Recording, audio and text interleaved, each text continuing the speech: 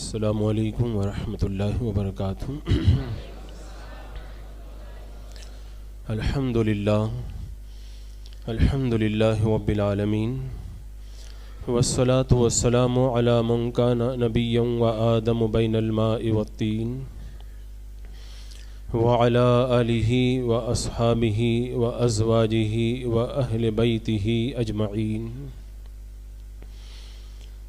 اما بعد فاعوذ باللہ من الشیطان الرجیم، بسم اللہ الرحمن الرحیم۔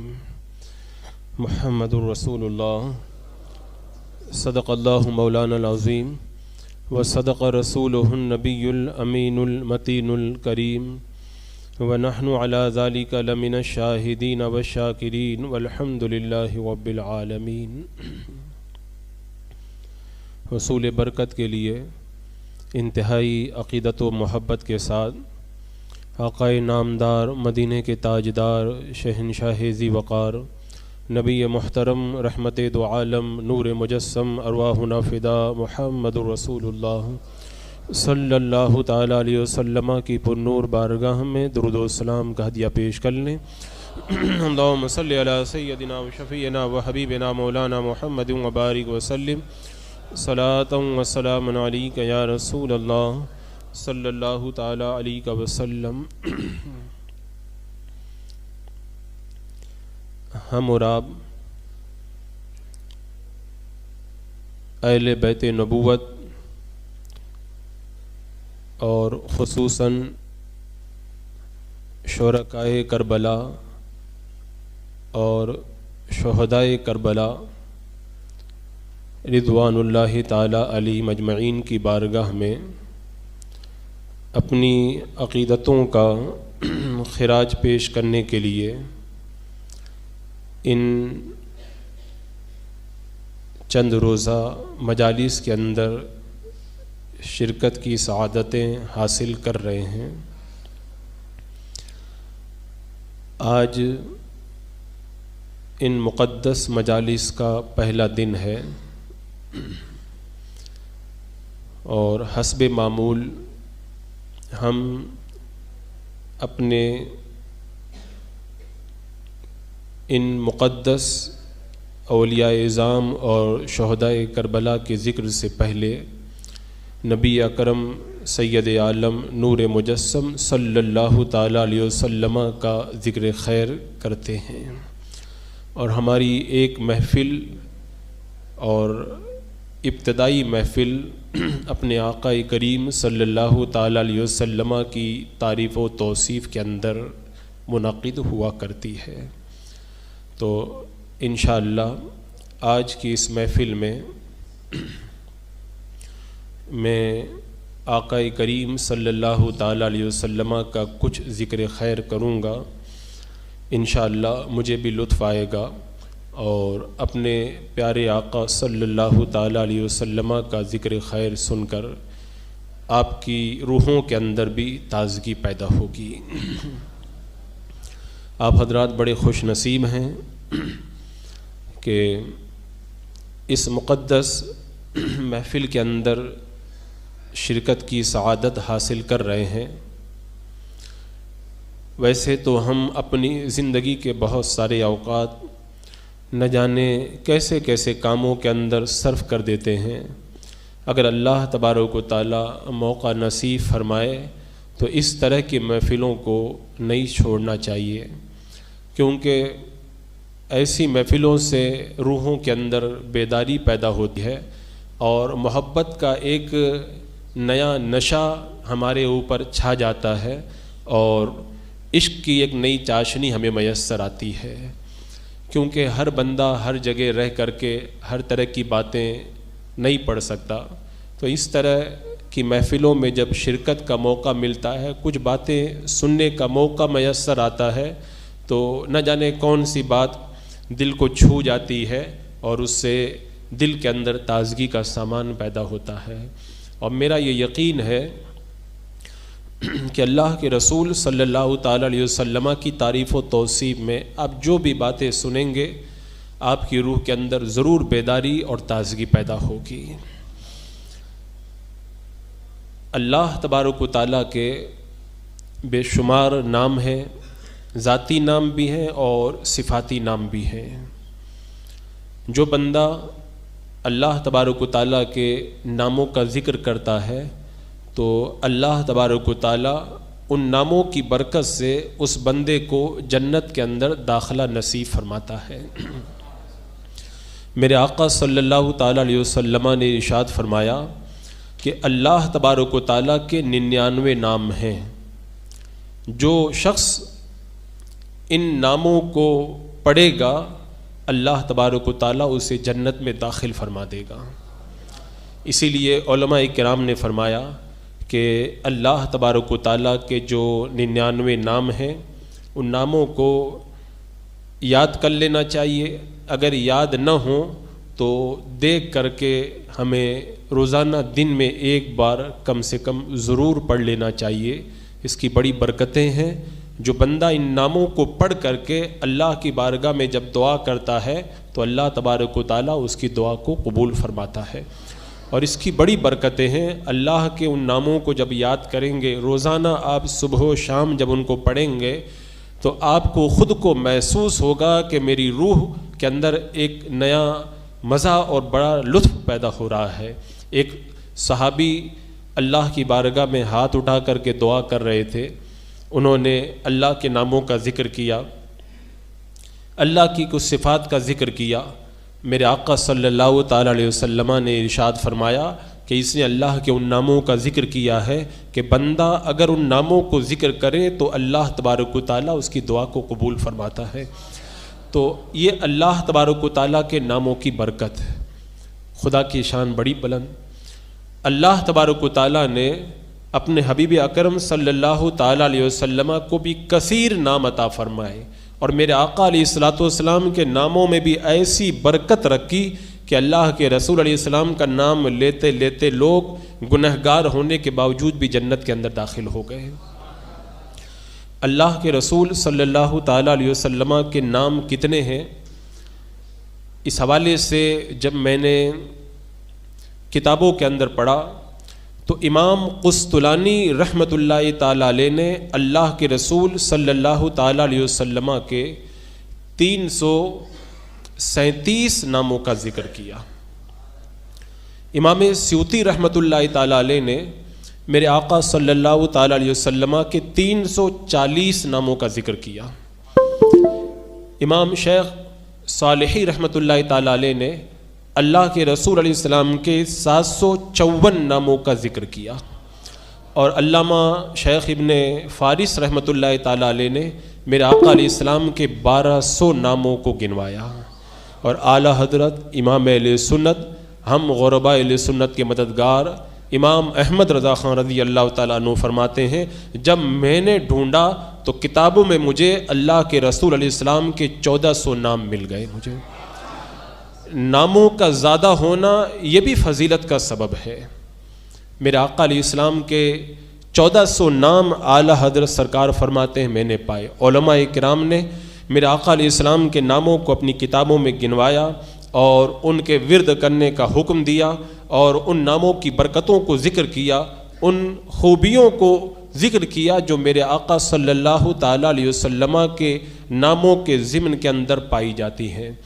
ان 1400 ناموں میں سے یہ تو 1400 اعلیٰ حضرت سرکار نے پائے، ورنہ میرے آقا صلی اللہ تعالیٰ علیہ وسلم کے کتنے نام ہیں اس تک ابھی تک کسی کی رسائی بھی نہیں ہو پائی۔ میرا آقا علیہ السلام کی بے شمار صفات ہیں، اسی اعتبار سے اللہ تبارک و تعالیٰ نے آپ کو کثیر نام عطا فرمائے ہیں، لیکن ان سارے ناموں کے اندر میرے آقا صلی اللہ تعالیٰ علیہ وسلم کا جو سب سے مشہور نام ہم لوگوں کے درمیان روئے زمین پر ہے، وہ سب جانتے ہیں، وہ نامی محمد صلی اللہ تعالیٰ علیہ وسلم۔ یہ کتنا پیارا نام ہے اور کتنا میٹھا نام ہے، اور اس کے اندر کتنی لذت ہے، کتنی لطافت ہے، کتنی خوبی ہے، اس کا اندازہ وہی کر سکتا ہے جو اس نام کو جب اپنی زبان سے ادا کرتا ہے تو اس کے دل کی کلی کھلتی ہے۔ لب پہ آ جاتا ہے جب نام جناب، منہ میں گھل جاتا ہے شہد نایاب، وجد میں ہو کر ہم آئے جانے بیتاب، اپنے لبوں کو چوم لیا کرتے ہیں۔ اعلیٰ حضرت سرکار نے فرمایا اتنا پیارا نام ہے، جب یہ لبوں پہ آتا ہے تو ایسا لگتا ہے جیسے منہ کے اندر جو ہے وہ شہد گھل گیا ہے، اور صرف منہ کے اندر ہی اس کا مزہ نہیں، ہم کوئی اگر مزے والی چیز کھائیں تو خالی منہ کو مزہ ملتا ہے، اس نام پاک کا مزہ ایسا ہے سر سے لے کے پاؤں تک پوری روح اس مزے کے اندر سیراب ہوتی ہوئی نظر آتی ہے۔ یہ پیارا نام اللہ تبارک و تعالیٰ نے قرآن مقدس میں 4 جگہ ذکر فرمایا ہے۔ آپ نام محمد قرآن پاک میں دیکھیں گے تو 4 جگہ آیا ہے، اور ایک جگہ تو صاف طور پر محمد الرسول اللہ۔ یہ نام پاک صلی اللہ تعالیٰ علیہ وسلم حضرت شیخ عبدالحق محدث دہلوی رحمۃ اللہ تعالیٰ علیہ بیان فرماتے ہیں کہ اللہ تبارک و تعالیٰ نے مخلوق کو پیدا کرنے سے 1000 سال پہلے اپنے حبیب کا نام محمد رکھا۔ کوئی پیر نام رکھتا ہے، کوئی استاد نام رکھتا ہے، کسی کا گھر والے نام رکھتے ہیں، اور کسی کا نام جو ہے وہ ماں باپ رکھتے ہیں، لیکن میرے آقا علیہ السلام کا نام مخلوق کو پیدا کرنے سے 1000 سال پہلے خود اللہ تبارک و تعالیٰ نے رکھا ہے۔ اور یہ وہ نام ہے کہ ہزاروں سال گزرے، ہزاروں لاکھوں لوگ پیدا ہوئے، نہ تو کسی کے دماغ میں آیا، نہ تو کسی کے خیال میں آیا، نہ تو کسی کے ذہن میں آیا کہ اپنے بیٹے کا نام محمد رکھے۔ ایسا لگتا ہے کہ اللہ تبارک و تعالیٰ نے اپنے حبیب کے لیے اس نام کو جو ہے وہ اللہ نے محفوظ رکھا تھا۔ کسی نے بھی میرے آقا علیہ السلام کی ولادت سے پہلے اپنے بیٹے کا نام محمد نہیں رکھا، لیکن جب یہودیوں نے اپنی کتابوں کے ذریعے یہ بشارتیں دی ان قریب ایک اللہ کے نبی مبعوث ہونے والے ہیں جن کا نام محمد ہوگا، تو اہل کتاب سے سن کر کے کچھ لوگوں کے دلوں کے اندر یہ کشش پیدا ہوئی کہ میں بھی اپنے بیٹے کا نام محمد رکھ دوں، ہو سکتا ہے جس نبی کے آنے کی بشارتیں دی جا رہی ہیں وہ بیٹا میرا ہی بیٹا ہو جائے۔ تو اس امید پر کچھ لوگوں نے اللہ کے رسول علیہ السلام کی ولادت سے چند سال پہلے اپنے بیٹے کا نام محمد رکھا۔ اس سے پہلے کائنات کے اندر کسی نے بھی اپنی اولاد کا یا پیارا نام کبھی بھی نہیں رکھا۔ اللہ تبارک و تعالیٰ نے اس نام پاک کو اپنے حبیب علیہ السلام کے لیے مخفی رکھا تھا۔ حضرت عبد المطلب رضی اللہ تعالیٰ عنہ سے کسی نے یہ پوچھا تھا کہ آخر آپ نے اپنے پوتے کا نام محمد کیوں رکھا، اس کی وجہ کیا ہوئی؟ تو حضرت سیدنا عبد المطلب رضی اللہ تعالیٰ عنہ نے جواب کے اندر ارشاد فرمایا، میں نے خواب دیکھا تھا، اس خواب کی تعبیر جب میں نے معلوم کی تو اس خواب کی تعبیر مجھے یہ بتائی گئی کہ یہ جو بچہ ہے وہ پیدا ہونے والا ہے، اور وہ بچہ مشرق و مغرب سب جگہ اس کی حکومت ہوگی اور سب اس کے تابع ہوں گے، اور اس کا سکہ پوری کائنات کے اندر چلے گا۔ تو پھر اسی امید پر میں نے اپنے بیٹے کا نام، اپنے پوتے کا نام محمد رکھا، کیونکہ محمد کا معنی ہوتا ہے الذی یحمد حمدن بعد حمدن، جس کی بار بار تعریف کی جائے۔ تو میں نے اپنے پوتے کا نام محمد اس لیے رکھا تاکہ ساری کائنات میں میرے پوتے کا نام گونجتا ہوا نظر آئے۔ اب آپ دیکھیں حضرت عبد المطلب نے رکھا تھا کہ ساری کائنات میں میرے پوتے کا نام گونجے گا۔ آج دیکھ لو کائنات کے گوشے گوشے کے اندر اللہ کے رسول علیہ الصلوۃ والسلام کا تذکرہ آپ کو نظر آئے گا۔ عزیزان مکرم، یہ میرے آقا علیہ السلام کے پیدا ہونے کے بعد کی بات نہیں ہے، اللہ کے رسول علیہ السلام کے پیدا ہونے سے پہلے بھی ہر زمانے میں نبیوں نے بھی بتایا اور امتوں کو اس بات سے آگاہ بھی کیا۔ آسمانی کتابوں کے ذریعے لوگوں کو بھی اس بات کی خبر دی گئی کہ پیارے محبوب آئیں گے، تو پہلے بھی تذکرہ تھا۔ اور میرے آقا علیہ الصلوۃ والسلام جب کائنات میں جلوگر ہوئے تو پھر میرے آقا صلی اللہ تعالیٰ علیہ وسلم کے تذکرے سے ساری کائنات گونج اٹھی۔ حضرت آمنہ میرے آقا علیہ السلام کی والدہ محترمہ خود فرماتی ہے کہ میں نے خواب دیکھا تھا، خواب میں مجھ سے کہنے والے نے یہ کہا تھا تمہارا جو بیٹا ہوگا وہ ساری کائنات کا سردار ہوگا، وہ جب پیدا ہو تو اس کا نام محمد رکھنا۔ تو یہ میرے آقا علیہ الصلوۃ والسلام کے دادا نے جو آپ کا نام محمد رکھا، یہ الہام خداوندی تھا، اللہ نے آپ کے دادا کے دل میں یہ بات ڈال دی تھی، تبھی تو انہوں نے یہ پیارا نام اپنے پوتے کا رکھا تھا۔ عزیزان مکرم، میرے آقا علیہ الصلوۃ والسلام کے اس نام پاک کے اندر کتنی برکت ہے، آپ اس کا اندازہ اس بات سے لگائیں اس نام کے صدقے میں گنہگار قیامت کے دن بخشے جائیں گے۔ جیسا کہ ایک روایت میں آیا ہے کہ جب ایک بندہ اللہ تبارک و تعالیٰ اس کو جنت عطا فرمائے گا، وہ بندہ اللہ کی بارگاہ میں عرض کرے گا مولا کس وجہ سے تو نے مجھے جنت عطا فرمائی؟ تو رب ارشاد فرمائے گا کہ جس کا نام محمد ہو میں اس کو جہنم کے اندر داخل نہیں کروں گا، تو اس نام کی برکت سے میں نے تجھے جنت کے اندر داخلہ نصیب کیا ہے۔ اور روایتوں میں تو یہاں تک موجود ہے جس گھر میں اس نام کا بچہ ہوتا ہے فرشتے اس گھر کی زیارت کے لیے آتے ہیں، اس نام کا بچہ جس گھر کے اندر ہوتا ہے اللہ تبارک و تعالیٰ اس گھر کے اندر برکتیں نازل کرتا ہے، اور اس گھر کے اندر اللہ تبارک و تعالیٰ رزق کے اندر کشادگی پیدا فرما دیتا ہے۔ اور اس نام کی برکتیں تو اس امت کے لیے ہی نہیں ہے، یہ امت تو پاتی ہے، میرے آقا علیہ السلام کے پیدا ہونے سے پہلے کی امتوں نے بھی اس نام کی برکتوں کو پایا ہے۔ وہ روایت میں نے اس سے پہلے کئی مرتبہ آپ کے سامنے رکھی، آج آپ پھر سنیں گے تو ایک بار اور پھر نیا لطف آئے گا آپ کو۔ ایک روایت میں موجود ہے بنی اسرائیل کا ایک بندہ 200 سال تک گناہ کرتا رہا، اور اتنا بڑا گنہگار اور اتنا بڑا پاپی تھا، ساری قوم اس سے نفرت کرتی، کوئی اس سے محبت کا برتاؤ نہ کرتا۔ جب وہ 200 سال تک گناہ کر کے مر گیا، اللہ تبارک و تعالیٰ نے حضرت موسیٰ علیہ السلام پر وحی نازل کی، اے موسیٰ میرا ایک پیارا بندہ انتقال کر گیا ہے، تم جاؤ اور جا کر کے اس کی نماز جنازہ ادا کرو۔ لوگوں نے اس کو لے جا کر کے پھینک دیا ہے۔ حضرت موسیٰ علیہ السلام نے جب اپنی قوم سے اس بات کا اظہار کیا تو قوم نے کہا کہ اللہ کے نبی، اے اللہ کے کلیم، ہم اس کی نماز جنازہ کیسے پڑھیں؟ وہ بڑا گنہگار اور بڑا پاپی بندہ تھا، اس نے کبھی کوئی نیک کام کیا ہی نہیں، ہم اس کی نماز جنازہ کیسے پڑھے؟ حضرت موسیٰ علیہ السلام نے اللہ تبارک و تعالیٰ کی بارگاہ میں جب عرض کی، اے میرے مولا، جب میں نے اپنی قوم سے نماز جنازہ پڑھنے کے لیے کہا تو قوم یہ کہتی ہے، وہ شخص بڑا گنہگار تھا، 200 سال تک اس نے پاپ کیے، گناہ کیے، اس کی نماز جنازہ کیسے پڑھی جائے اور وہ اللہ کا پیارا بندہ کیسے بن گیا؟ تو اللہ تبارک و تعالیٰ نے وحی نازل فرمائی، اے موسیٰ تیری قوم صحیح کہتی ہے، وہ بڑا گنہگار اور بڑا پاپی بندہ تھا، ساری زندگی وہ گناہ کرتا رہا اور گناہ کرتے کرتے وہ دنیا سے چلا گیا، لیکن اس کا معمول یہ تھا جب بھی وہ کبھی توریت کھولتا تھا اور توریت کے اندر میرے محبوب کا نام محمد پاتا تھا، اس کو چوم لیتا تھا، تو میں نے اپنے حبیب کے نام کو چوم لینے کی برکت سے اس کے گناہوں کو بھی معاف کر دیا اور میں نے اسے اپنا پیارا بندہ بنا لیا۔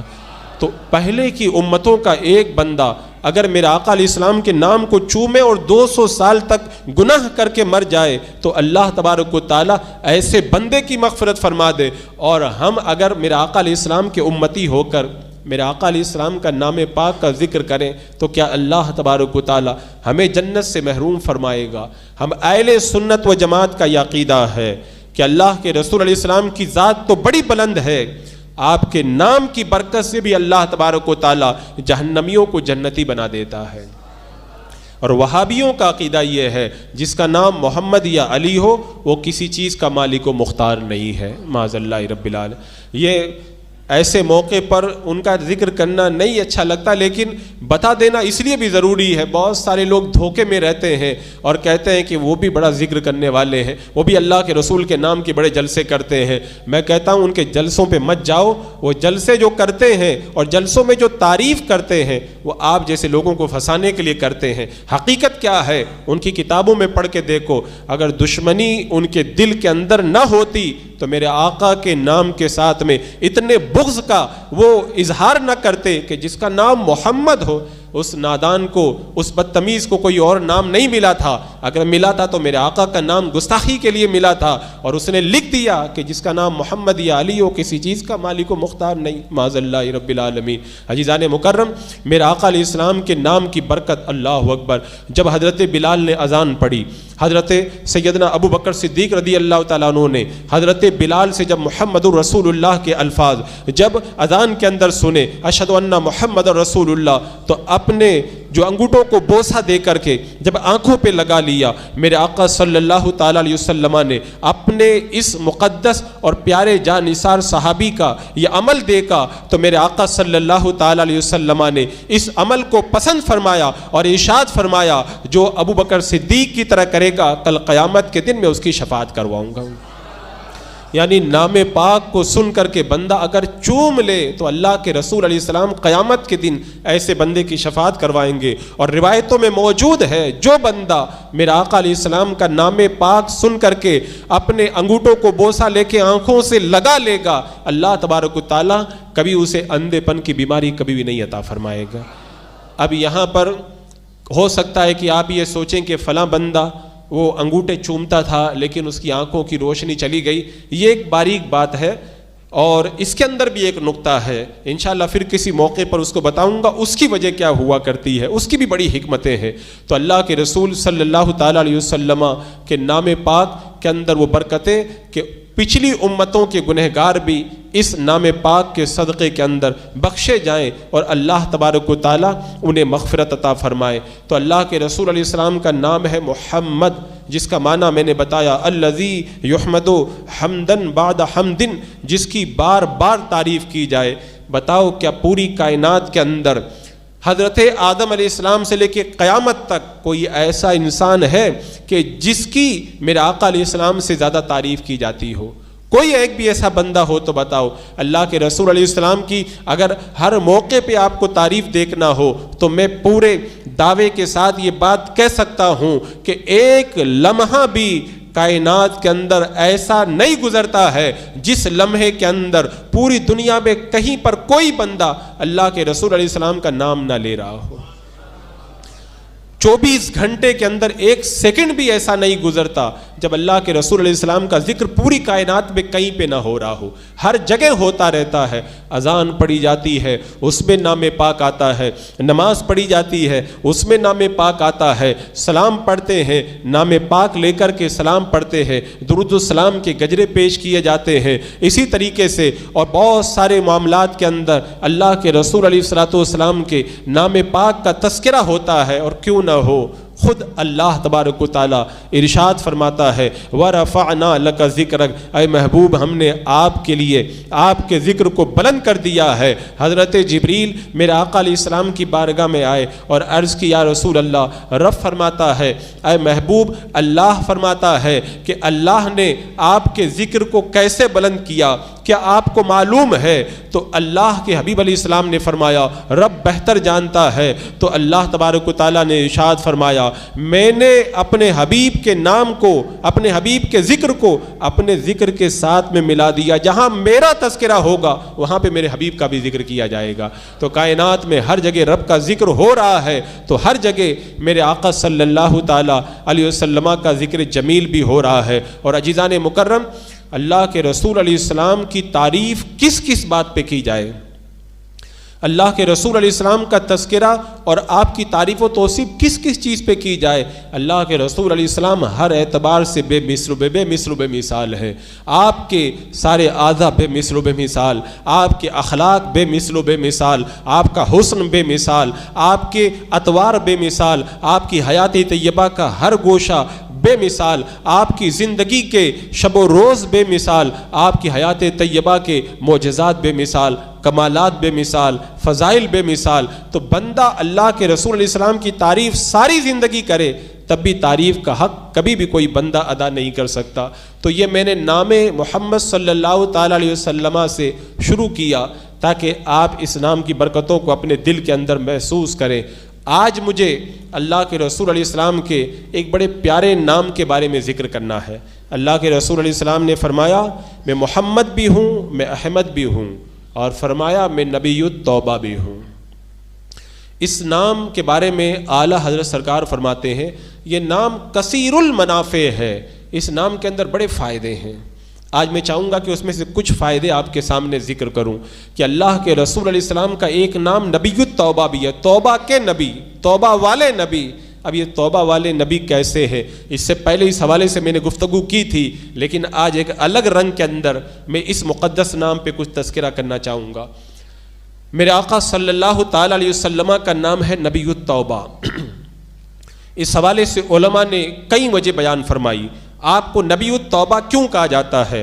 ایک وجہ یہ ہے کہ کائنات کے اندر جتنے زیادہ توبہ لوگوں نے آپ کے مقدس ہاتھوں پہ کی, اتنی توبہ کسی کے ہاتھوں پر مخلوق نے کبھی بھی نہیں کی۔ میرے آقا صلی اللہ تعالیٰ علیہ وسلم کے دستے مبارک پر لاکھوں لاکھ لوگوں نے توبہ کی، بالواسطہ یا بلا واسطہ، کیونکہ اللہ کے رسول علیہ السلام نے جب عرب کی سرزمین پر اعلان نبوت کیا، ساری دنیا کفر و شرک، گناہوں، فحاشی اور معاشیوں کے اندر ڈوبی ہوئی تھی۔ میرے آقا علیہ السلام نے لوگوں کو خدا کی طرف بلایا اور لوگ خدا کی طرف راجع ہوئے۔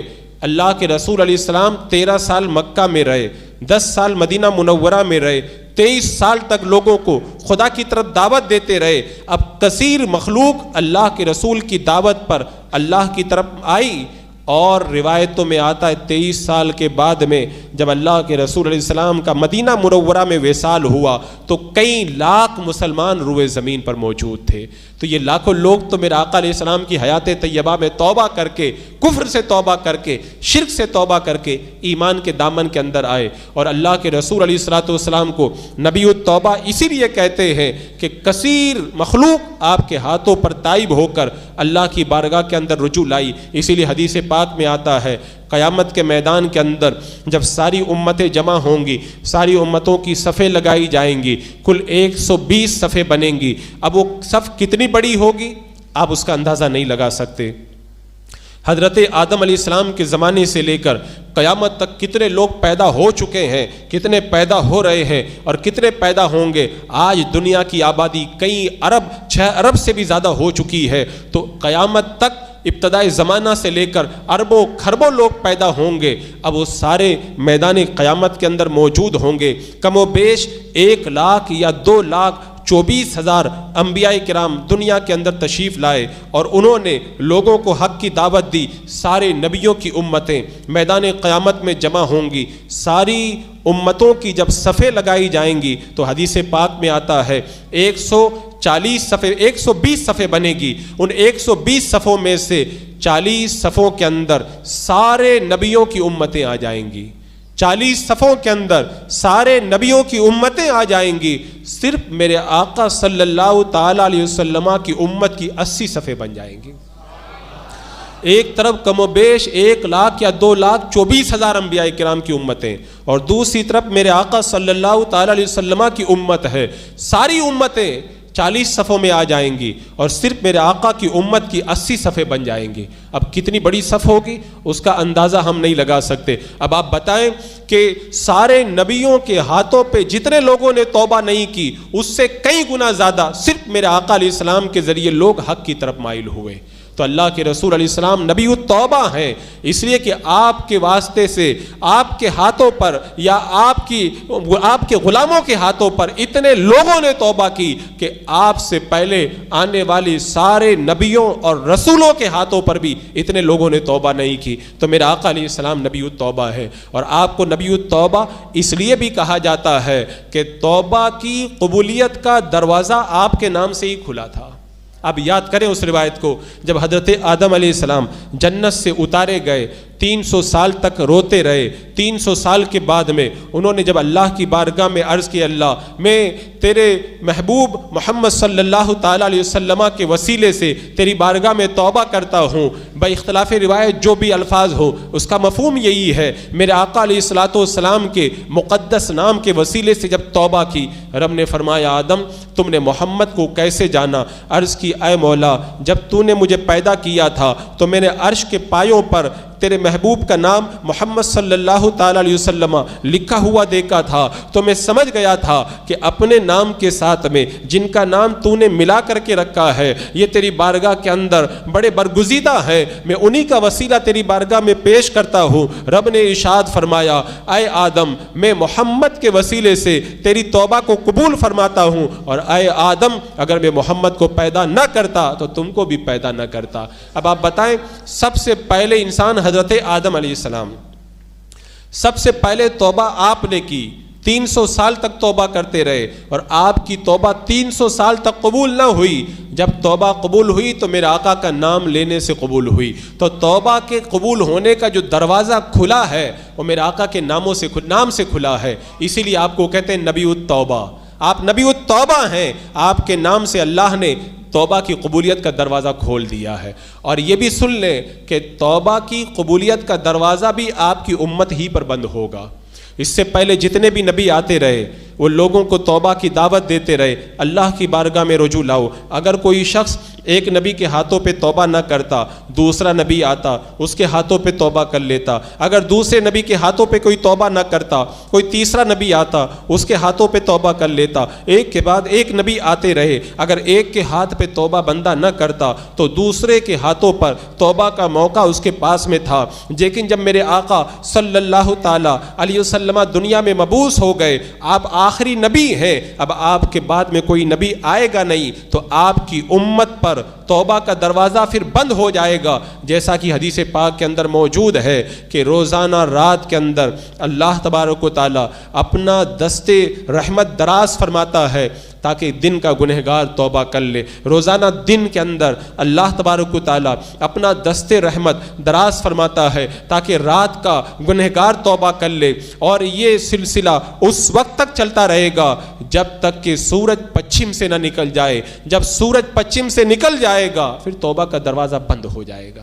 تو میرے آقا علیہ السلام کے نام سے توبہ کی قبولیت کا دروازہ کھلا، آپ نبی التوبہ ہیں، آپ کی امت پر توبہ کا دروازہ بند ہوگا، آپ نبی التوبہ ہیں۔ اور عزیزان مکرم، آپ کو جو نبی التوبہ کہا جاتا ہے اس کی ایک وجہ یہ بھی ہے کہ میرے آقا صلی اللہ تعالی علیہ وسلم نے جس طریقے سے امت کے لیے توبہ کے اندر، آپ کی امت کے لیے توبہ میں آسانی پیدا کی گئی، وہ آسانی پہلی امتوں کے اندر نہیں تھی۔ پہلی امتوں کے اندر جیسا کہ بنی اسرائیل نے جب گوسالہ پرستی یعنی گائے کی پوجا کی تھی تو اللہ تبارک و تعالیٰ نے ان کی توبہ کی قبولیت کے لیے جو ان کے لیے شرط رکھی تھی، جو سزا رکھی تھی، وہ یہ تھی کہ آپس میں ایک دوسرے کو قتل کرو۔ اب تلوار لے کر کے سب ایک دوسرے کو قتل کر رہے ہیں۔ 70,000 لوگوں نے آپس میں ایک دوسرے کو قتل کیا، تب جا کر کے اللہ تبارک و تعالیٰ نے ان کی توبہ کو قبول فرمایا۔ لیکن اس امت پر اللہ اتنا کریم ہے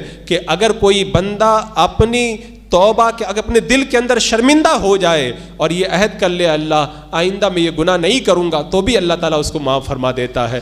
آپ حضرت مولانا روم رحمۃ اللہ تعالیٰ علیہ کا وہ لکھا ہوا واقعہ پڑھیں کہ حضرت عمر فاروق کا زمانہ ہے، حضرت عمر فاروق رضی اللہ تعالیٰ عنہ آ رہے ہیں، سامنے سے ایک شرابی آ رہا ہے، ہاتھ میں شراب کی بوتل ہے، نشے کے اندر ہے۔ حضرت عمر رضی اللہ تعالیٰ عنہ کو دیکھا تو وہ کانپ گیا، اور کیوں نہ کانپ جائے، میرے آقا نے فرمایا تھا کہ اے عمر، تجھ سے انسانوں کے شیطان بھی بھاگتے ہیں اور جناتوں کے شیطان بھی تجھ سے بھاگتے ہیں۔ حضرت عمر کو دیکھا، وہ کانپنے لگا، اس نے بوتل کو چھپا لیا، زبان سے اس نے کچھ نہیں کہا، دل ہی دل کے اندر اس نے کہا اے میرے مولا، آج مجھے تو عمر سے بچا لے، اگر تو نے مجھے آج عمر کے جو ہے وہ درے سے بچا لیا تو میں تیری بارگاہ میں سچی توبہ کرتا ہوں، اے پروردگار عالم، آج کے بعد میں کبھی بھی شراب نہیں پیوں گا۔ وہ بندہ دل میں صرف نیت کر رہا ہے۔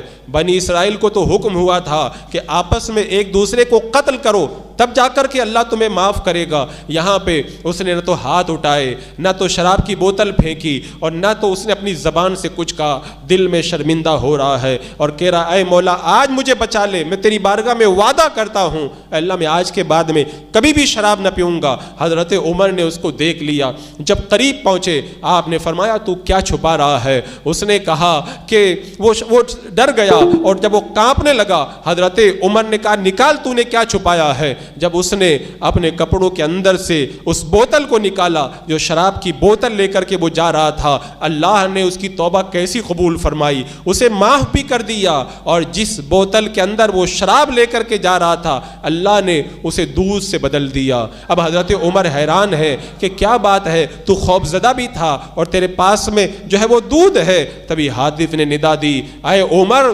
یہ لے کر تو شراب جا رہا تھا، لیکن جب دل کے اندر یہ شرمندہ ہوا اور میری بارگاہ میں توبہ کی، میں نے شراب کو دودھ سے بدل دیا، اس کے گناہ کو معاف کر دیا ہے۔ تو عزیزان مکرم، میرے آقا علیہ السلام نبی التوبہ ہیں۔ اگر کوئی اللہ کی بارگاہ کے اندر رو رو کے دعا نہ بھی کرے، اگر دل میں بھی توبہ کر لے، اللہ اس کو بھی معاف فرما دیتا ہے۔ یہ اللہ کے رسول علیہ السلام کی شان کریمی ہے کہ اللہ نے آپ کو ایسا نبی التوبہ بنایا۔ اللہ اکبر، پہلے کی امتوں کے اندر توبہ کے لیے بڑی شرطیں تھی اور پہلے کی امتوں کے اندر گناہوں کی سزا بھی بڑی سخت تھی. اور ادھر دیکھو یہودیوں نے اپنی آسمانی کتابوں کے اندر پڑھ کے رکھا تھا آخری زمانے کے اندر ایک نبی آئیں گے, اس نبی کی امت کا یہ عالم ہوگا کہ اگر کوئی سچے دل سے اللہ کی بارگاہ میں توبہ کر لے گا, اگر وہ پتھر پہ ہاتھ رکھ دے گا اللہ تعالیٰ اس کو بھی سونا بنا دے گا.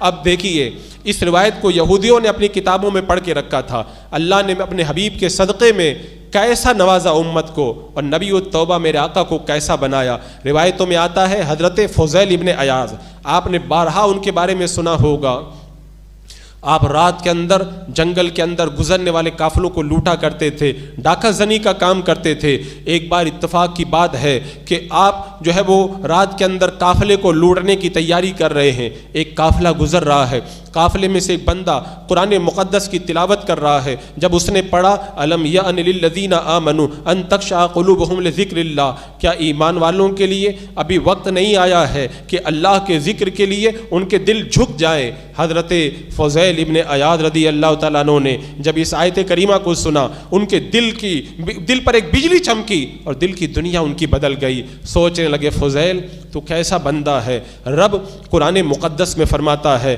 کیا ابھی توبہ کا وقت نہیں آیا ہے, کیا اللہ کی بارگاہ میں جھکنے کا وقت نہیں آیا ہے, کیا اللہ کی بارگاہ میں معافی مانگنے کا وقت نہیں آیا ہے. اے فضیل بتا کیا توبہ کا وقت نہیں ہوا ہے؟ حضرت فضیل بول اٹھے نہیں, وقت آ گیا ہے, وقت آ گیا ہے. سارے ساتھیوں کو ڈاکوؤں کو بلایا اور بلا کر کے کہا جاؤ آج کے بعد میں تمہارا میرا کوئی تعلق نہیں ہے, میں اللہ کی بارگاہ میں توبہ کر چکا ہوں ڈاکہ زنی سے. ساتھیوں نے کہا جب تو ڈاکہ زنی میں ہمارا سردار تھا تو پھر توبہ کرنے میں بھی تو ہمارا سردار ہے, ہم بھی تیرے ساتھ میں اللہ کی بارگاہ میں توبہ کرتے ہیں. اب آپ اندازہ لگائیں ڈاکہ زنی کتنا بڑا جرم ہے. اگر کوئی سینکڑوں انسانوں کا مال لوٹ لے کتنا بڑا جرم ہے, اس کی سزا کتنی بڑی ہوگی. لیکن اللہ نے اپنے حبیب کو نبی التوبہ بنایا اور آپ کے صدقے کے اندر اس امت کے توبہ کرنے والوں کو اللہ نے کتنا نوازا. حضرت فضیل ابن عیاض نے جب اللہ کی بارگاہ کے اندر توبہ کی, اب اس کے بعد میں اپنے ساتھیوں سے کہا جن کا مال لوٹا ہے سب سے جا کے معافی مانگتے ہیں تاکہ قیامت کے دن کہیں وہ ہمارا دامن نہ پکڑ لے. تو معافی مانگنے کے لیے پاس کے گاؤں میں پہنچے, وہاں پہ ایک یہودی تھا, اس کا مال آپ نے لوٹا تھا. جب حضرت فضیل ابن عیاض کو یہودی نے دیکھا وہ کانپ گیا, آج اتنا بڑا ڈاکو میرے گھر میں آ رہا ہے. حضرت فضیل ابن عیاض نے کہا گھبرانے کی ضرورت نہیں ہے, آج میں تجھ سے معافی مانگنے آیا ہوں. حضرت فضیل بن عیاض نے کہا میں نے ڈاکہ زنی سے توبہ کی ہے, میں نے تیرا جو مال لیا تھا میرے پاس میں مال ہے نہیں, تو مجھے معاف کر دے. یہودی نے کتاب میں پڑھ کر کے رکھا تھا اگر آخری نبی کی امت کا کوئی فرد اللہ کی بارگاہ میں سچے دل سے توبہ کر لے, اگر وہ پتھر کو ہاتھ لگا دے اللہ اس کو بھی سونا بنا دے گا. اس نے کہا اے فضیل اگر تم میرا سونا مجھے واپس نہیں دے سکتے تو ایک کام کرو, مجھے پتھر ہی لا کر کے دے دو, میں پتھر لے کر ہی تمہیں معاف کر دوں گا. اب آج یہودی آزمانا چاہ رہا تھا کہ اس نبی کی امت کی توبہ کا جو واقعہ بیان کیا گیا ہے وہ صحیح ہے کہ نہیں ہے, اور فضیل نے سچی توبہ کی ہے کہ نہیں کی ہے. حضرت فضیل گئے ایک تھیلے کے اندر پتھر بھرے اور لا کر کے یہودی سے کہا میں تجھے پتھر دے رہا ہوں, تو معاف کر دے. اس یہودی نے جب اس تھیلے کو کھولا تو جو پتھر بھر کے حضرت فضیل بن عیاض رضی اللہ تعالیٰ لائے تھے, اللہ نے سچی توبہ کی برکت سے اسے سونے کے ٹکڑوں کے اندر بدل دیا. وہ یہودی بول اٹھا کہ آخری نبی کی امت کی توبہ کا جو ذکر کیا گیا تھا وہ بھی صحیح ہے, اور اے فضیل تم نے جو اللہ کی بارگاہ میں سچی توبہ کی ہے تمہاری توبہ بھی صحیح ہے. تو یہ اللہ تبارک و تعالیٰ نے نبی التوبہ اپنے حبیب کے صدقے میں اس امت کو یہ انعام و اکرام عطا فرمایا ہے. تو میرا آقا علیہ السلام نبی التوبہ ہے, اور آپ کو نبی التوبہ کہنے کی ایک وجہ اور بھی ہے کہ کثرت سے لوگ آپ کی بارگاہ میں آئے اور حاضر ہو کر کے آپ کی بارگاہ میں لوگوں نے توبہ کی. آپ دیکھیں کیسے کیسے گنہگار آپ کی بارگاہ میں آتے تھے اور آ کر کے سچی توبہ کر کے نیک بن جاتے تھے. بڑے بڑے شرابیوں نے توبہ کی, اپنی بچیوں کو زندہ دفن کرنے والے لوگوں نے میرے آقا کی بارگاہ میں آ کر کے توبہ کی, ڈاکہ زنی کرنے والوں نے توبہ کی. حضرت ابو امامہ بیان فرماتے ہیں ایک شخص آیا اللہ کے رسول علیہ السلام کی بارگاہ میں, اور آنے کے بعد میں کہنے لگا کہ یا رسول اللہ مجھے زنا کی اجازت دے دیجئے. اب اس نے بہت بڑی بات کہی تھی. میرے آقا علیہ السلام کو اللہ نے ایسا حکیم بنایا تھا, لوگوں کی اصلاح کا میرے آقا علیہ السلام کو اللہ نے وہ ملکہ آپ کو عطا فرمایا تھا. صحابہ کرام اس کی طرف بڑھنے لگے کہ اسے ہٹا دیں وہاں سے, یہ بہت بڑے گناہ کی اجازت مانگ رہا ہے. میرے آقا علیہ السلام نے منع کیا اور فرمایا کہ تو یہ بتا کہ اگر کوئی تیری ماں کے ساتھ زنا کرے تو کیا تو اس کو پسند کرے گا؟ اس نے کہا نہیں. کہا اگر کوئی تیری بہن کے ساتھ زنا کرے تو پسند کرے گا؟ اس نے کہا نہیں. کیا اگر تیری بیٹی کے ساتھ میں کوئی زنا کرے کیا تو پسند کرے گا؟ کہا نہیں. کہا اگر کوئی تیری خالہ کے ساتھ میں زنا کرے تو کیا اس کو پسند کرے گا؟ اللہ کے رسول علیہ السلام نے اس کی اصلاح فرمائی اور پھر اس کے ذہن میں یہ بیٹھا دیا کہ تم جس کے ساتھ میں زنا کی اجازت مانگ رہے ہو وہ بھی تو کسی کی ماں ہوگی, کسی کی بہن ہوگی, کسی کی بیٹی ہوگی, کسی کی خالہ ہوگی, کسی کی پھوپھی ہوگی, اس کا بھی تو کوئی رشتہ ہوگا. پھر میرے آقا علیہ السلام نے اس کے لیے دعا فرمائی, اس نے توبہ کی. اب وہ جب اٹھ کر کے گیا ہے تو عالم یہ ہو گیا, زنا کرنا تو بہت دور کی بات ہے, کسی غیر محرم کی طرف اس نے بعد میں کبھی نگاہ اٹھا کر کے بھی نہیں دیکھا. یہ اللہ کے رسول علیہ السلام کی بارگاہ میں لوگ ایسے حاضر ہو کر کے توبہ کرتے تھے. اسی طرح آپ دیکھیں ایک شخص, ایک صحابی حضرت ماعز اسلمی رضی اللہ تعالیٰ عنہ ہے, میرے آقا علیہ السلام کی بارگاہ میں آئے اور آنے کے بعد میں کہا اسے آپ نبی توبہ کے اعتبار سے بھی سنیں اور اس اعتبار سے بھی سنیں کہ آپ بھی ان حدیثوں پہ عمل کریں اور اپنے گناہوں سے توبہ کا مزاج اپنے دل کے اندر پیدا کریں. آپ سوچیں کیسے لوگ گناہ کرنے کے بعد میں میرے آقا کی بارگاہ میں آتے تھے, یا رسول اللہ ہمیں گناہ سے پاک کر دیں. حضرت ماعز آئے اور آ کر کے کہا یا رسول اللہ طہرنی, مجھے پاک کر دیں, یعنی میں نے زنا کر لیا ہے, مجھے آپ پاک کر دیں. اللہ کے رسول علیہ السلام نے اسے جو ہے وہ اس کی طرف توجہ نہیں فرمائی. دوسری مرتبہ اس نے پھر اقرار کیا, تیسری مرتبہ پھر اقرار کیا. جب 4 مرتبہ اقرار کر لیا, قوم سے پوچھا اس کے دماغ کے اندر کچھ مسئلہ تو نہیں ہے, یعنی یہ پاگل تو نہیں ہے؟ قوم نے بتایا نہیں ایسا بھی کچھ نہیں ہے. جب اس نے انہوں نے اقرار بھی کر لیا اور پتہ بھی چل گیا کوئی اور رکاوٹ بھی نہیں ہے, تو اللہ کے رسول صلی اللہ تعالیٰ علیہ وسلم نے حکم دیا کہ ان کو لے جاؤ اور لے جا کر کے ان کو سنسار کر دو. ایک جگہ لے گئے صحابہ کرام انہیں, اور پتھر مار مار کر کے انہیں جو ہے وہ انہیں شہید کر دیا گیا. اور پتھر مار مار کر کے جب ان کی روح ختم ہو گئی تب اللہ کے رسول علیہ السلام نے ان کی توبہ کی جو ہے وہ تعریف فرمائی. اب آپ دیکھیں بندہ تنہائی میں گناہ کیا ہے لیکن اللہ کے رسول صلی اللہ تعالیٰ علیہ وسلم کی بارگاہ میں حاضر ہو کر کیسے توبہ کر رہے. ایک عورت آئی, اس نے کہا یا رسول اللہ مجھ سے زنا ہو گیا ہے, آپ مجھے جو ہے وہ میری معافی کا سامان کر دیں, آپ مجھے پاک کر دیں. اللہ کے رسول علیہ السلام نے اسے بار بار ہٹایا, لیکن جب وہ گناہ کا اقرار کر چکی اللہ کے رسول نے فرمایا کہ تیرے شکم میں جو بچہ ہے جب بچہ پیدا ہو جائے تب آنا. اب وہ گئی, جب بچہ پیدا ہوا تو کپڑے میں لپیٹ کر کے لائی کہ یا رسول اللہ اب مجھے گناہ سے پاک کر دے. اللہ کے رسول نے فرمایا جاؤ, جب بچہ کھانے کے لائق ہو جائے تب تم آنا, کیونکہ ابھی بچے کو دودھ کی ضرورت تھی.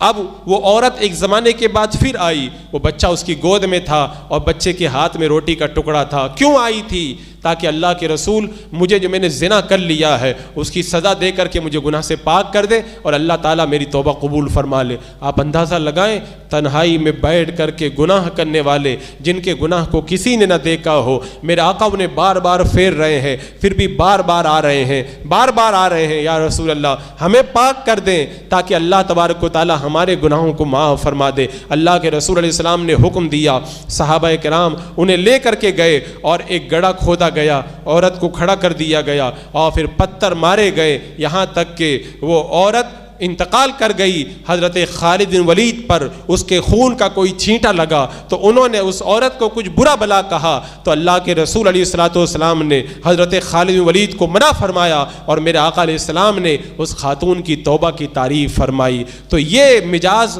میرے آقا علیہ السلام نے لوگوں کے اندر پیدا کیا تھا. گنہگار خود آتا تھا آپ کی بارگاہ میں آ کر کے توبہ کرتا تھا. آج قانون بنائے جا رہے ہیں, بڑے بڑے انتظامات کیے جا رہے ہیں، بل پاس کیے جا رہے ہیں، زناکاری رک جائے، فلاں جو ہے وہ ڈکیتی رک جائے، چوری رک جائے، جو ہے رشوت خوری ختم ہو جائے، سود خوری کا معاملہ ختم ہو جائے، لیکن سارے قانون اللہ کے رسول علیہ السلام نے صحابہ کے اندر اور مسلمانوں میں ایسی اسپرٹ پیدا کی تھی، وہ گناہ کرتے نہیں تھے، اگر کبھی شیطان کے بہکاوے میں آ کر کے کوئی گناہ ہو جاتا تھا خود آتے تھے اور کہتے تھے یا رسول اللہ ہمیں گناہ سے پاک کر دیں۔ تو میرے آقا صلی اللہ تعالیٰ علیہ وسلم نبی التوبہ ہیں، اللہ تبارک و تعالیٰ نے آپ کے صدقے کے اندر کثیر لوگوں کی توبہ کو قبول فرمایا۔ اور آپ کو نبی التوبہ کہنے کی ایک بڑی وجہ اور بھی ہے، جب بندہ گناہ کر لے توبہ اللہ کی بارگاہ میں کی جاتی ہے، لیکن اللہ تبارک و تعالیٰ نے ارشاد فرمایا وَلَوْ أَنَّهُمْ إِذْ ظَلَمُوا أَنفُسَهُمْ جَاءُوكَ فَاسْتَغْفَرُوا اللَّهَ وَاسْتَغْفَرَ لَهُمُ الرَّسُولُ لَوَجَدُوا اللَّهَ تَوَّابًا رَحِيمًا۔ آیت کریمہ کا مفہوم یہ ہے کہ اگر وہ اپنی جانوں پر ظلم کر بیٹھیں تو محبوب کی بارگاہ میں آئیں، توبہ کریں، اور محبوب بھی ان کے لیے اللہ کی بارگاہ میں استغفار کریں تو اللہ تبارک و تعالیٰ کو توبہ قبول کرنے والا اور رحم فرمانے والا پائیں گے۔ اب دیکھیں اللہ نے اپنے حبیب کو نبی التوبہ بنایا، یعنی اگر گناہ ہو جائے تو محبوب کی بارگاہ میں جا کر کے توبہ کرو تو اللہ تبارک و تعالیٰ تمہاری توبہ کو قبول فرما لے گا۔ اسی لیے صحابہ کرام سے جب کوئی گناہ ہو جاتا تھا ڈائریکٹ وہ سجدے میں گر کے توبہ نہیں کرتے تھے، ڈائریکٹ اللہ کی بارگاہ میں جا کے توبہ نہیں کرتے، پہلے میرے آقا کی بارگاہ میں آتے اور اللہ کے رسول کی بارگاہ میں آ کے توبہ کرتے تھے۔ حضرت عمر فاروق اور حضرت ابوبکر صدیق کے ساتھ 40 صحابہ نے کہا تھا یا رسول اللہ ہم اللہ اس کے رسول کی بارگاہ میں توبہ کرتے۔ اگر وہابیوں کو یہ حدیث بتا دی جائے تو ان کی روح نکل جائے گی کہ اللہ کے رسول کی بارگاہ میں توبہ کر رہے ہیں، ان سنیوں نے تو اللہ کے رسول کو بھی خدا بنا دیا ہے۔ یہ حدیثوں میں موجود ہے، اس طرح کی حدیثیں یہ کتابوں میں بند کر کے رکھتے ہیں، ان کو کبھی نہیں کھولتے ہیں، اتفاق سے کبھی کھل جاتی ہے تو جلدی سے پیج الٹ دیتے ہیں کہیں نظر نہ پڑ جائے، ایسا لگتا ہے نظر پڑنے سے بھی ان کا ایمان چلا جائے گا۔ ان حدیثوں کے اندر جب صاف طور پہ موجود ہے 40 صحابہ کرام کہہ رہے ہیں یا رسول اللہ ہم اللہ اس کے رسول کی بارگاہ میں توبہ کر رہے ہیں۔ حضرت ام المومنین عائشہ صدیقہ رضی اللہ تعالیٰ عنہ فرماتی ہے میں توبہ کرتی ہوں اللہ کی بارگاہ میں اور اللہ کے رسول کی بارگاہ میں۔ تو صحابہ کرام کو جب حکم دیا گیا اگر گناہ ہو جائے تو محبوب کی بارگاہ میں آؤ، آپ دیکھیں حضرت ابو لبابہ رضی اللہ تعالیٰ عنہ جب اللہ کے رسول کا ایک راز انہوں نے فاش کر دیا، غلطی سے فاش ہو گیا، اب انہیں ندامت ہوئی، دوڑ کر کے یہ مسجد نبوی میں آئے، اپنے آپ کو مسجد نبوی کے ستون سے باندھ لیا، اللہ کی بارگاہ میں جا کے ڈائریکٹ توبہ نہیں کی بلکہ مسجد نبوی کے ستون سے باندھ دیا اور کہا جب تک اللہ تبارک و تعالیٰ میری توبہ قبول نہیں فرمائے گا اور اللہ کے رسول علیہ السلام اپنے مقدس ہاتھوں سے مجھے نہیں کھولیں گے اس وقت تک میں ایسے ہی بندہ رہوں گا۔ اب حضرت ابو لبابہ کو چاہیے تو یہ تھا اللہ کی بارگاہ میں جاتے، وہ توبہ کرتے، لیکن وہ صحابی تھے، وہ جانتے تھے اللہ کے رسول نبی التوبہ ہیں اور اللہ نے فرمایا اگر گناہ کر لو محبوب کی بارگاہ میں آؤ، محبوب کی بارگاہ میں آ کے توبہ کرو گے اللہ تعالیٰ تمہارے گناہوں کو معاف فرما دے گا۔ اب 1 دن نہیں 2 دن نہیں 6 دن اور 6 راتوں تک حضرت ابو لبابہ مسجد نبوی کے ستون سے بندھے ہوئے ہیں۔ حاجت کی ضرورت ہوتی، اگر کوئی حاجت ہوتی تو آپ کی بیوی آتی تھوڑی دیر کے لیے کھول دیتی، آپ حاجت پوری کرتے، واپس آپ کو باندھ دیا جاتا، کھانا پینا چھوٹ گیا، آنکھوں کے سامنے اندھیرا چھا گیا اور بے ہوشی طاری ہونے لگی، لیکن آپ نے کہا نہیں، مجھے تو اللہ کے رسول علیہ السلام توبہ کی قبولیت کے بعد میں جب اپنے ہاتھوں سے کھولیں گے تبھی میں اپنے آپ کو اس ستون سے جدا کروں گا، اس وقت تک میں ایسے ہی بندہ رہوں گا۔ جانتے تھے اللہ نے اپنے حبیب کو نبی التوبہ بنایا ہے اور اللہ نے جب کہہ دیا ہے محبوب کی بارگاہ میں جاؤ تو میں محبوب کی بارگاہ میں آ گیا ہوں، اللہ کا وعدہ سچا ہے، اللہ نے فرمایا محبوب کی بارگاہ میں آؤ گے تو لوجد اللہ توابا رحیما، اللہ کو توبہ قبول کرنے والا بھی پاؤ گے، رحم کرنے والا بھی پاؤ گے۔ اب حضرت ابو لبابہ کا ایمان دیکھو، 6 دن جب گزر گئے، صبح کے قریب میں اللہ کے رسول علیہ السلام مسکرانے لگے۔ حضرت ام المومنین ام سلمہ رضی اللہ تعالی عنہا نے عرض کیا رسول اللہ آپ کیوں مسکرا رہے ہیں، کوئی چیز نظر تو نہیں آ رہی؟ میرا آقا علیہ السلام نے ارشاد فرمایا میں اس لیے مسکرا رہا ہوں کہ اللہ نے ابو لبابہ کی توبہ کو قبول فرما لیا ہے۔ اب حضرت ام المومنین ام سلمہ رضی اللہ تعالی عنہ نے پردہ ہٹایا اور آواز دے کے کہا ابو لبابہ مبارک ہو، اللہ نے تمہاری توبہ قبول فرما لی ہے، کیونکہ مسجد نبوی کے بالکل قریب میں ازواج مطہرات کے حجرے تھے۔ جب صحابہ کرام کو پتہ چلا، سب دوڑ دوڑ کر کے آئے، حضرت ابو لبابہ کو کھولنے لگے کہ اب ہم تمہیں کھول دیتے ہیں، اللہ نے تمہاری توبہ قبول فرما لی ہے۔ حضرت ابو لبابہ نے کہا نہیں، میں نے وعدہ کیا ہے جب تک اللہ کے رسول مجھے نہیں کھولیں گے اس وقت تک میں ایسے ہی بندہ رہوں گا۔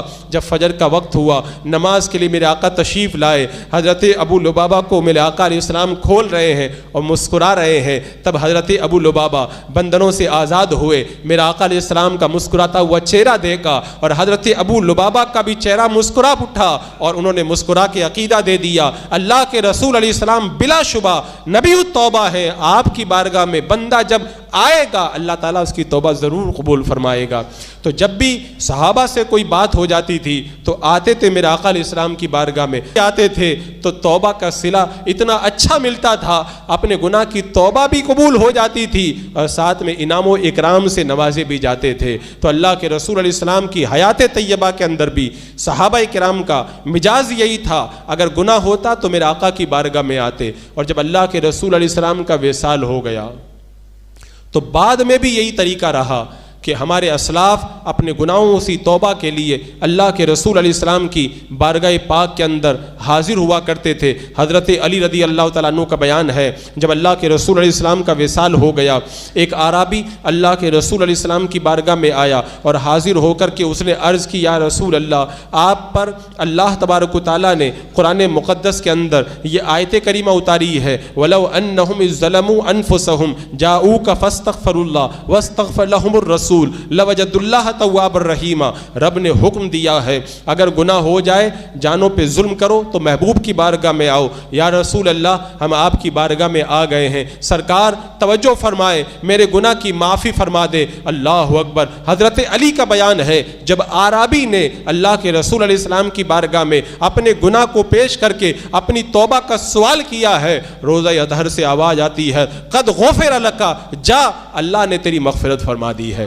تو اللہ کے رسول علیہ السلام کی حیات طیبہ میں بھی توبہ کے لیے لوگ آپ کی بارگاہ میں جاتے، اور آپ کے وصال کے بعد بھی جب کوئی گناہ ہو جاتا تو ہمارے اسلاف کا طریقہ یہی ہے کہ آپ کی بارگاہ کے اندر حاضر ہوتے۔ جیسا کہ ایک صحابی بیان کرتے ہیں کہ میں موجود تھا، ایک شخص اللہ کے رسول علیہ السلام کے روزے پہ آیا اور آ کر کے اس نے کہا یا رسول اللہ، آپ پر جو آیت کریمہ نازل ہوئی اس میں آپ کی بارگاہ میں آنے کا حکم دیا گیا، یا رسول اللہ میرے گناہ کی معافی کروا دیں۔ ان صحابی کا بیان ہے جب میں سویا خواب میں اللہ کے رسول تشریف لائے، فرمایا جاؤ اس سائل کو جا کر کے بشارت دے دو اللہ نے تمہاری توبہ کو قبول فرما لیا ہے۔ آج جب اہل ایمان اللہ کے رسول علیہ السلام کے روزے پہ جاتے ہیں اور جا کر کے جب دعا کے لیے ہاتھ اٹھاتے ہیں، اپنے گناہوں کی مغفرت کا سوال کرتے ہیں، اسألک الشفاعۃ یا رسول اللہ پڑھتے ہیں، تو نجدی شرک اور بدعت کا فتویٰ دیتا ہوا نظر آتا ہے۔ عزیزان مکرم، یہی سے آپ فیصلہ کر سکتے ہیں صحابہ کا عقیدہ کیا تھا اور ان وہابیوں کا عقیدہ کیا ہے۔ الحمدللہ ہمارا طریقہ وہی ہے جو صحابہ کرام کا طریقہ تھا کہ اللہ تبارک و تعالیٰ نے اپنے حبیب کو جو ہے وہ نبی التوبہ بنایا ہے۔ جب بھی توبہ کرنا ہو محبوب کی بارگاہ میں جاؤ، توبہ تو اللہ قبول کرتا ہے، لیکن جب نبی کے صدقے میں جائیں گے تو اللہ تبارک و تعالیٰ جلد ہماری توبہ کو قبول فرما لے گا۔ تو میرا آقا علیہ السلام نبی التوبہ ہے، اس کی ایک وجہ یہ بھی ہے کہ آپ کثرت سے اللہ کی بارگاہ میں توبہ کرتے تھے، بہت زیادہ توبہ کرتے۔ ایک روایت میں ہے روزانہ آپ فرماتے 70 مرتبہ میں اللہ کی بارگاہ میں توبہ کرتا ہوں۔ ایک روایت میں یہ ہے میں روزانہ 100 مرتبہ اللہ کی بارگاہ میں توبہ کرتا ہوں۔ میرا آقا علیہ السلام کبھی گناہ نہیں کرتے، آپ معصوم نہیں بلکہ سید المعصومین ہے، تو کس چیز سے توبہ کرتے تھے؟ اس کی وجہ یہ ہے ہر لمحہ آپ کے مدارج کے اندر ترقی ہوتی تھی، آپ ترقی کرتے چلے جاتے تھے تو آگے والے مقام پہ جاتے اور پیچھے والے مقام پہ جب نظر پڑتی تو ایک طرح کی تقسیم نظر آتی، تو آپ اللہ کی بارگاہ میں توبہ کرتے۔ ہر لمحہ اللہ تبارک و تعالیٰ آپ کو ترقی عطا فرماتا، اور جو آپ ترقی کرتے اور پیچھے کی طرف دیکھتے تو پھر اللہ کی بارگاہ میں آپ توبہ کیا کرتے تھے۔ جب میرا آقا علیہ السلام سید المعصومین ہو کر کے اللہ کی بارگاہ میں اتنی توبہ کر رہے ہیں تو آج میں نبی التوبہ نبی اکرم صلی اللہ تعالی علیہ وسلم کے اس نام پاک کا صدقہ اور برکت سے آپ تک یہ پیغام پہنچاؤں گا کہ جب اللہ کے رسول علیہ السلام اتنی کثرت سے توبہ کر رہے ہیں تو آپ بھی اپنا معمول بنا لیں کثرت سے اللہ کی بارگاہ میں توبہ کریں.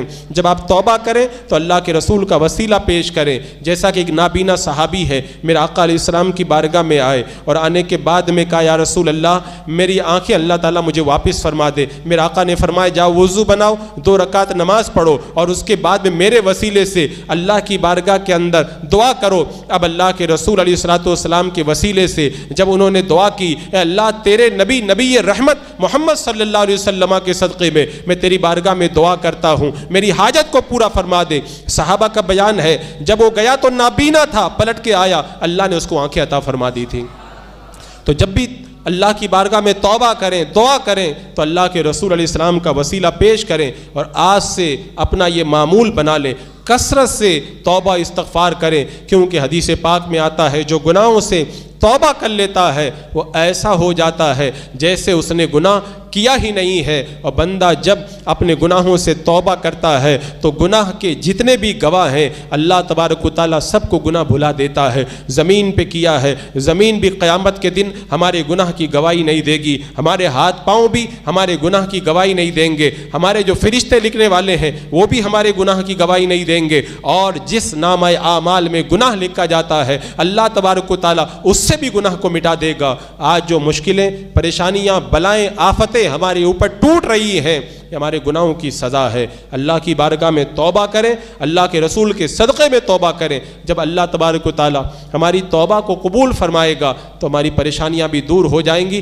اللہ رب قدیر اپنے حبیب نبی اکرم نبی التوبہ صلی اللہ تعالیٰ علیہ وسلم کے صدقے میں ہمیں سچی توبہ اور اس توبہ کی قبولیت نصیب فرمائے. وما علینا الا البلاغ. السلام علیکم ورحمۃ اللہ.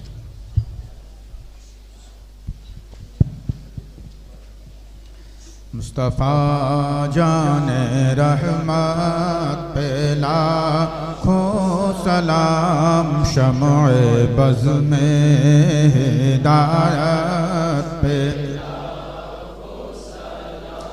ہم غریبوں کے آقا پہ بے حد درود, ہم غریبوں کے آقا پہ بے حد درود, ہم فقیروں کی ثروت پہ لاکھوں سلام. مصطفیٰ جان رحمت پہ لاکھوں سلام, شمع بز میں ہدایت پہ رب اعلیٰ کی نعمت پہ اعلیٰ درود, رب اعلیٰ کی نعمت پہ اعلیٰ درود, حق تعالیٰ کی منت پہ لاکھوں سلام. مصطفیٰ جان رحمت پہ لاکھوں سلام, شمع بز میں ہدایت پہ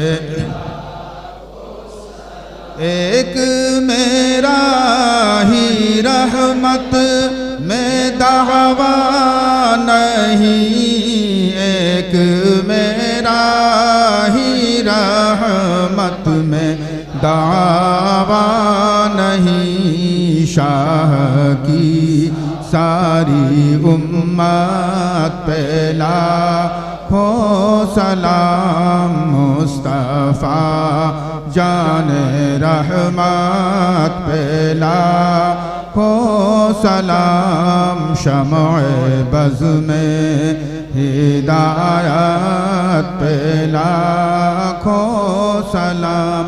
یا نبی سلام علیکہ, یا رسول سلام علیکہ, یا حبیب سلام علیکہ, صلوات اللہ علیکہ. الصلاۃ والسلام علیکہ یا رسول اللہ, الصلاۃ والسلام علیکہ یا حبیب اللہ, وعلى آلك وأصحابك يا نور الله صلى الله تعالى عليك وسلم. بسم الله الرحمن الرحيم. اللهم صل على سيدنا ومولانا محمد وبارك وسلم صلاة وسلاما عليك يا رسول الله. یا اللہ یا رحمان یا رحیم یا رب العالمین، تیرے محبوب اکرم صلی اللہ تعالیٰ علیہ وسلم کا صدقہ اے اللہ شہدائے کربلا کا واسطہ ہماری حاضری قبول فرما. اے اللہ پریشان حالوں کی پریشانیاں دور فرما، بیماروں کو شفا نصیب فرما، قرض داروں کو بار قرض سے نجات عطا فرما. اہل ایمان کے جائز کاروبار میں برکتیں نازل فرما. اے اللہ ہمیں نیک اور پرہیزگار بن کر زندگی گزارنے کی توفیق عطا فرما. اے اللہ ہماری ٹوٹی پھوٹی عبادتوں کو اپنی بارگاہ میں قبول فرما. اے اللہ ہمیں سچی توبہ کی توفیق نصیب فرما. اے اللہ جتنے حاضرین یہاں پہ حاضر ہیں مولا تمام کو شہدائے کربلا کے خصوصی فیضان سے مالا مال فرما. اے اللہ اہل بیت پاک کی محبت کے صدقے میں مولا ہم تمام کی مغفرت فرما. ایمان پہ زندگی، ایمانی پر خاتمہ نصیب فرما. ربنا تقبل منا انک انت السمیع العلیم وتب علینا انک انت التواب الرحیم. ان اللہ وملائکتہ یصلون علی النبی یا ایھا الذین آمنوا صلوا علیہ وسلموا تسلیما. اللہم صلی علی سیدنا وشفیعنا وحبیبنا ومولانا محمد وبارک وسلم صلاۃ وسلاما علیک یا رسول اللہ. جب دم واپسی ہوں یا اللہ لب پہ لا الہ الا اللہ.